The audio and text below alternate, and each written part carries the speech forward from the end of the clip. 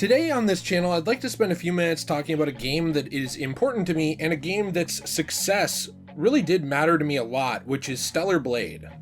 Recently, I've been talking a little bit about Nikke, made a video about that and some shorts, so if you want to check that out, that is all on this channel, also from the same developer, Shift Up.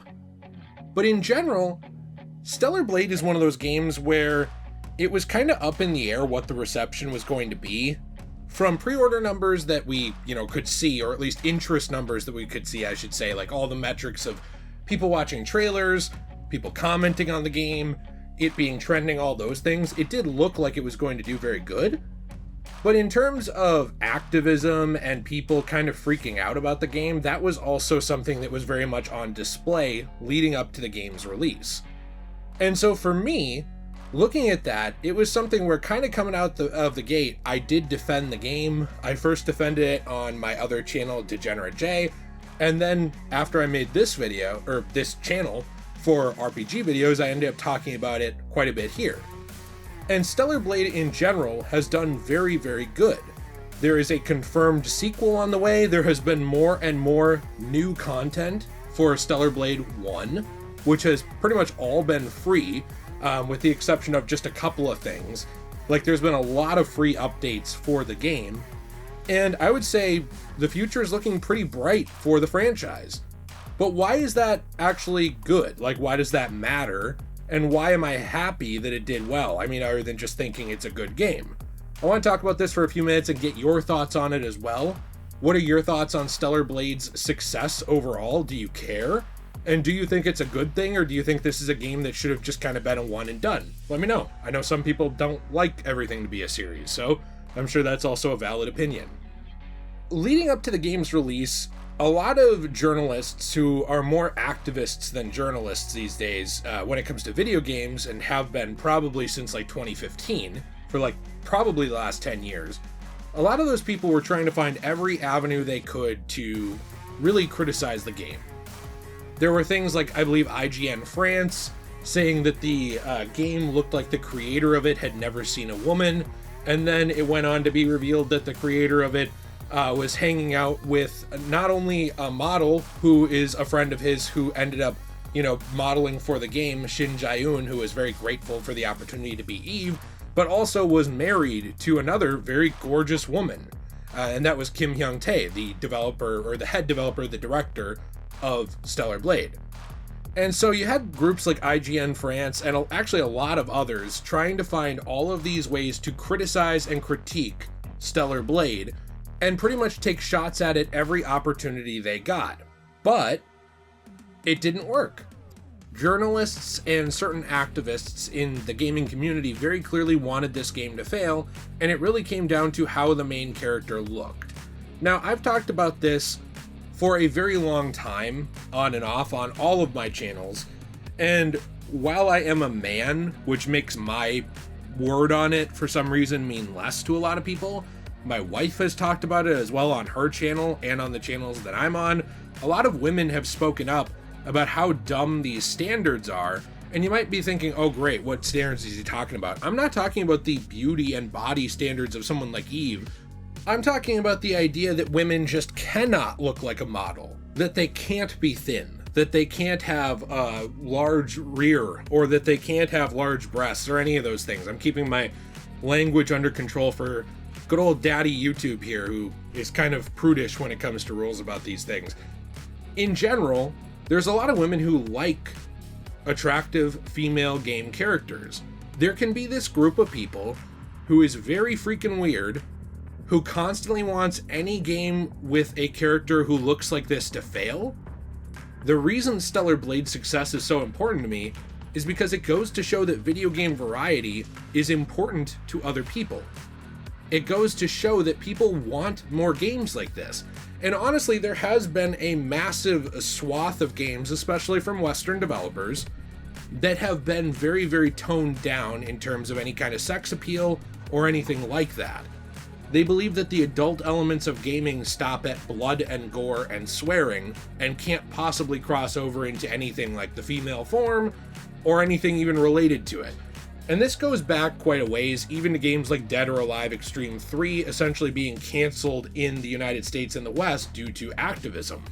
But people want games like this to exist, and they also want other games to exist that don't necessarily have anything to do with this type of game. They don't need everything to look like this, and games that are good, that do look like this, that have snappy and responsive gameplay, which this game does have, that have an interesting combat and upgrade system, which this game does have, that has very unique customization system with like all these different costumes and costumes that they've added in over time that this game does have. You know, people want quality games to succeed.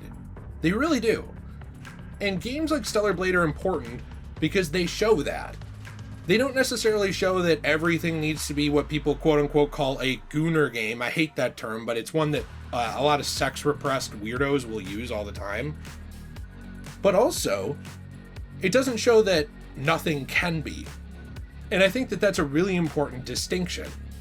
I think that the way video games are now, there is a lack of what used to be AA games, especially in the West, you know, where they slid into a spot between AAA and indie. Everything feels like it either is an indie game, which is fine, they're good games a lot of times, or it has to be the biggest production in all of history, like some kind of $300 million project. There are games that can exist between these two realms. Stellar Blade does show that. Stellar Blade definitely had money from Sony, but it's not as high budget as some of these Sony games that you see like Spider-Man 2. It didn't need to be, and yet it was a good game. With Stellar Blade 2 on the way at the time of recording this, an open world possibly being teased, although I don't necessarily think that needs to be done. I think the world was open enough. But that was something that did leak, was the possibility of it.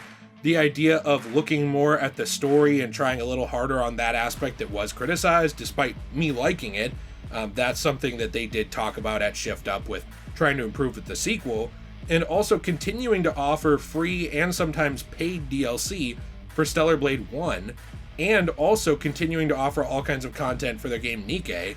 It really does feel to me like Shift Up is kind of on top of the world. They really are trying their best to make really good games, and that's something that the world needs more of, is developers and development groups that see games really as an artistic piece first. I'm not saying you can't listen to player feedback. I'm not saying you shouldn't get it and sometimes adjust. You should, definitely. I mean, that's the smart thing to do when you're combining art also with a product. You know, you're trying to make people happy and make something good. So it's okay to listen to those things. But there's also a lot of crazy people who have really, really high demands of things like this, like games like this, like, why don't you just put a sweater on her? We don't need those people necessarily to throw their hat in on every single game. This game shows that. It was successful without those people. All the people who made articles shitting on the staff, saying they didn't know what a real woman was, all the people who have downplayed the work of women who were involved in this game, who were on the staff, the women who, or the people I should say, who downplayed women like Shin Jae-eun, who worked very hard, one, on her body to be able to do the motion scanning for this game by being fit like a model, but two, also at promoting the game. All those people that downplayed and attacked and belittled the people around Stellar Blade and the fans of Stellar Blade, people like me who were speaking positive of it before release, trying the demo, saying it looked and felt good, enjoying what we were seeing.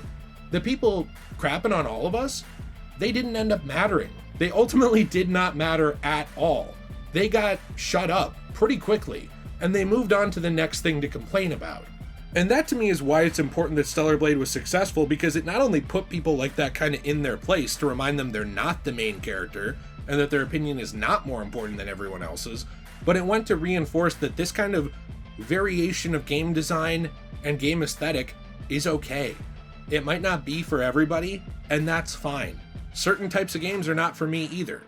But it was for a lot of people, and it wasn't what people called it and what people labeled it. Let me know your thoughts down below. If you enjoyed this video, you want to leave a like, subscribe, I appreciate you very, very much. I hope you have a fantastic day. If you want to support this channel or my other channels, I have several channels in the description down below. Also other videos here on this channel. I played through all of Stellar Blade over on Degenerate Plays, my Let's Play channel, with my wife. Had a great time doing that. And of course, as well, we have our store cosmobunny.shop, where we have a sale going on right now, at least at the time of recording this, where you can get up to 20% off your first purchase of our one-of-a-kind items, coasters, keychains, trays, and more, made from recycled paper from comics, manga, magazines, and other books that have been damaged. We use those transformatively to create a new piece of art out of old art and out of resin, and then we recycle the rest of that paper and keep it out of landfills.